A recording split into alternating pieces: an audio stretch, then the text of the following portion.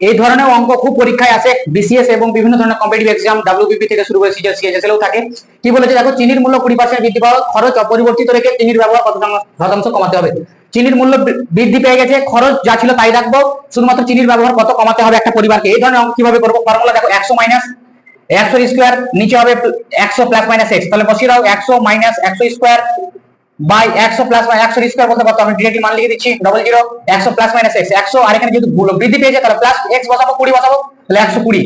তাহলে এখানে অ্যান্সার হয়ে যাবে তোমার 120। এখানে যদি ক্রস মাল্টিপ্লিকেশন করি তাহলে দুটো জিরো মাইনাস কত হবে এটা বাই 120, তাহলে এটা বিয়োগ করলে হয়ে যাবে 200 বাই 120, কেটে দাও 4 দিয়ে যদি কাটি 4 3 12, এটা হয়ে যাবে 4 5 20, তাহলে কত হয়ে যাবে অ্যান্সার 16 পূর্ণ 2/3।